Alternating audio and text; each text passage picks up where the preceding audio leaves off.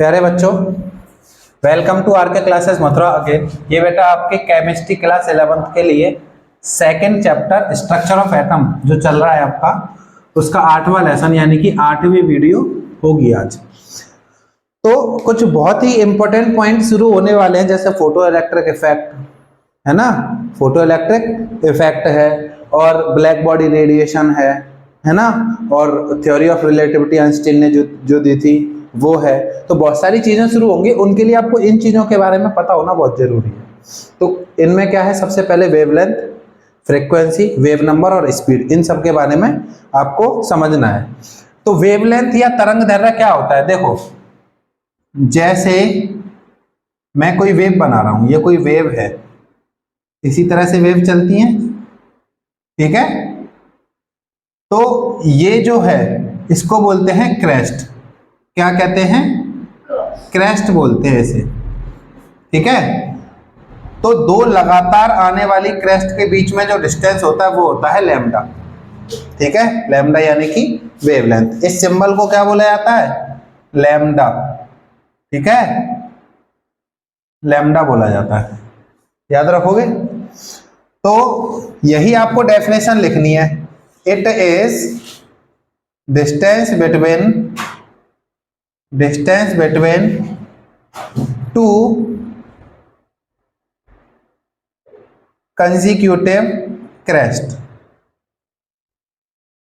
यह है दो लगातार आने वाली, अब क्रेस्ट को हिंदी में क्या कहते हैं ये तो यार मुझे याद नहीं आ रहा, क्रेस्ट ही लिख लो, है ना। क्रेस्ट के मध्य दूरी है, के मध्य दूरी है, ठीक है। दो लगातार जो क्रेस्ट है इनको क्रेस्ट कहते हैं। ये लैम्डा हो गया, है ना, टी नहीं है ये, लैम्डा ऐसे बनाते हैं, ऐसे करके बनाते हैं, ठीक है। इसके बाद है फ्रीक्वेंसी, न्यू। ये जो सिंबल है इसको न्यू पढ़ते हैं, एन यू, न्यू। क्या पढ़ते हैं? N U, nu. ये सिंबल वी नहीं है, ये न्यू पढ़ते हैं इसे। तो ये क्या है? इट इज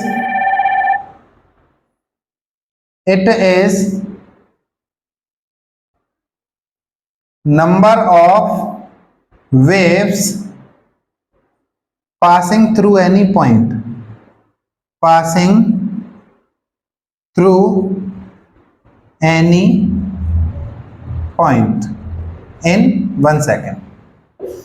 एक सेकंड में किसी बिंदु से, या एक सेकंड, बिना एक सेकंड के भी डिफाइन लिख सकते हैं इसकी, number of waves passing through any point, किसी भी बिंदु से, कोई पॉइंट है, मान लो जैसे ये पॉइंट है, तो इस पॉइंट से कितनी ऐसी वेव गुजर सकती हैं, उन वेव की संख्या को क्या कहते हैं? उन तरंगों की संख्या को फ्रीक्वेंसी कहते हैं, आवृत्ति, न्यू कहते हैं। तो हिंदी में क्या लिखेंगे?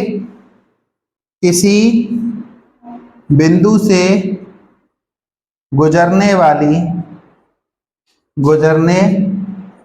वाली तरंगों की संख्या, तरंगों की संख्या क्या है? आवृत्ति है। तरंगों की संख्या आवृत्ति है। समझ में आई बात? अब फ्रीक्वेंसी समझ में आ गई, एक पॉइंट से जितनी वेव जाएंगी। अब ये वेव नंबर क्या है? ये वेव नंबर है, ये क्या है? वेव नंबर है एक सेकंड में, ठीक है, एक सेकंड में कितनी वेवलेंथ गुजरेंगी, नंबर ऑफ वेवलेंथ पर सेकंड। एक सेकंड में ये क्या है? वेवलेंथ। अब ये बहुत सारी होगी, तो एक सेकंड हमने टाइम लगा लिया, एक सेकंड। तो देखो यहां से जब यहां तक ये गुजर जाएगी, ये वेव ऐसे गुजरेगी ना, तो यहां से यहां तक एक वेवलेंथ गुजर गई, 2 गुजर गई, 3 गुजर गई, तो कितनी वेवलेंथ, इतना, ये वाला डिस्टेंस कितना बार गुजर जाएगा एक सेकंड में, उसको क्या बोलते हैं? वेव नंबर बोलेंगे। तो क्या है? इट इज नंबर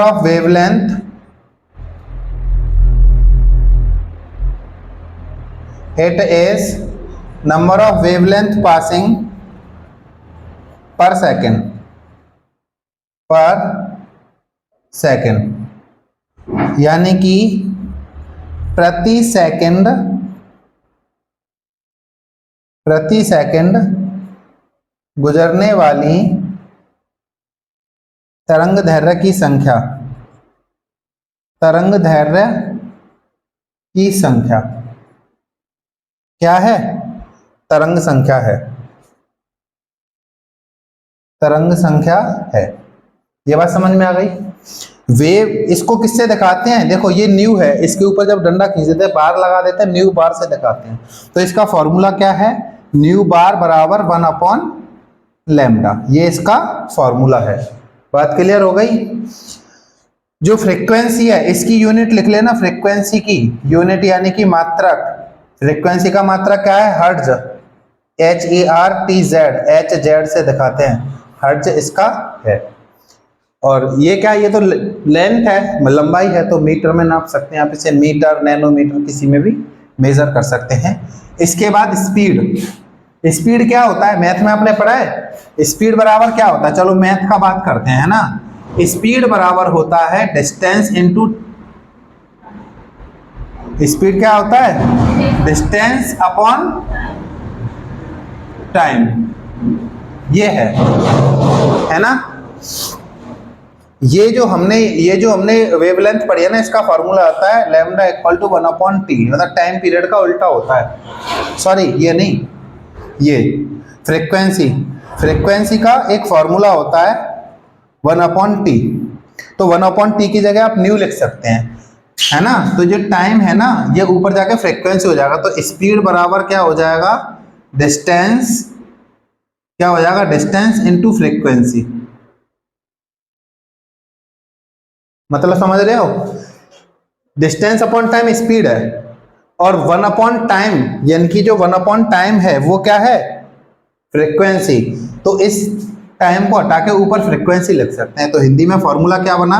ये गति या चाल कह सकते हैं, इसको चाल भी कह सकते हैं ना। चाल बराबर दूरी गुणा आवृत्ति, ये हो गया फॉर्मूला। और चाल को c से दिखाते हैं। दूरी यहाँ क्या है? ये है वेवलेंथ वाली दूरी लेते हैं यहाँ, लैम्डा। और आवृत्ति क्या है? फ्रीक्वेंसी, है ना। जब फ्रीक्वेंसी को इधर ले आएंगे, है ना, जब फ्रीक्वेंसी को इधर ले आएंगे तो फॉर्मूला फ्रीक्वेंसी का क्या बन जाएगा? C/λ होना चाहिए। λ/c क्यों आ रहा है?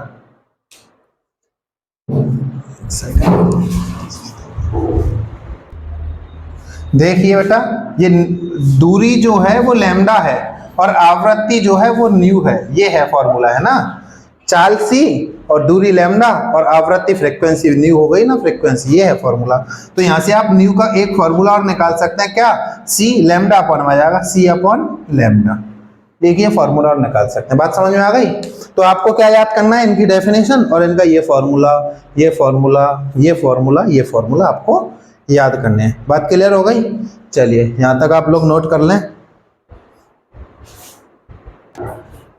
देखिए बेटा, अब हम क्या पढ़ेंगे? ब्लैक बॉडी पढ़ेंगे, है ना, एंड ब्लैक बॉडी रेडिएशंस पढ़ेंगे। ब्लैक बॉडी को कार्सनिका कहते हैं, और ब्लैक बॉडी रेडिएशन मतलब ब्लैक बॉडी तो कार्सनिका हो गया, रेडिएशन मतलब विकिरण, कार्सनिका विकिरण। बात समझ में आई? देखो ब्लैक बॉडी क्या है, अभी मैंने आपको फ्रीक्वेंसी बताई, तो फ्रीक्वेंसी, जितनी फ्रीक्वेंसी है, सारी फ्रीक्वेंसीज को, सभी आवृत्तियों को जो वस्तु एब्जॉर्ब कर लेगी, अवशोषित कर लेगी, उसको क्या कहते हैं? ब्लैक बॉडी कहते हैं। बात समझ में आया? आ गई बात समझ में? जैसे मान लो, जैसे ये है, यहां बहुत सारी लाइट आई, सभी लाइट को इसने एब्जॉर्ब कर लिया, सभी प्रकाश की आवृत्तियों को इसने क्या कर लिया? अवशोषित कर लिया। तो ये क्या हो गई? ब्लैक बॉडी हो गई। समझ में आया? और ब्लैक बॉडी रेडिएशन क्या है? ब्लैक बॉडी में से जो रेडिएशन निकलते हैं उन्हें ब्लैक बॉडी रेडिएशंस कहते हैं, सिंपल। तो ब्लैक बॉडी की डेफिनेशन क्या लिखेंगे? The body which absorb all the frequencies, which absorb all the frequencies are called या is called black body, is called black body। Hindi में क्या लिखेंगे?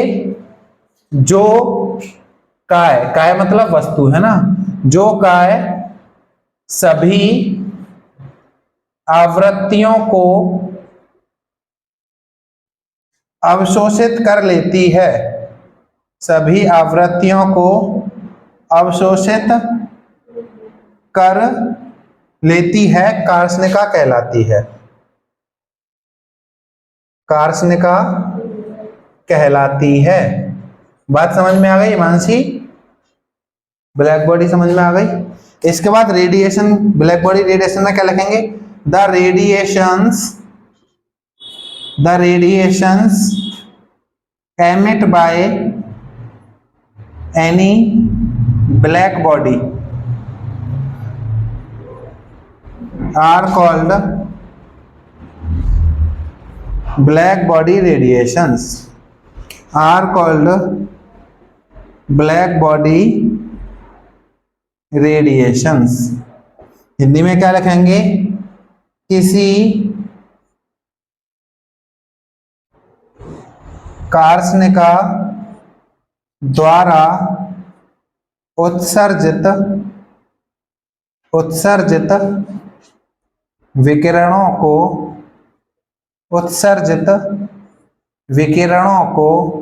क्या कहते हैं? कार्षणिका विकिरण कहते हैं, कार्षणिका विकिरण कहते हैं। बात समझ में आ गई? सिंपल है ना? Very good. चलिए यहां तक आप लोग नोट कर रहे हैं जल्दी से, फिर आगे बढ़ेंगे।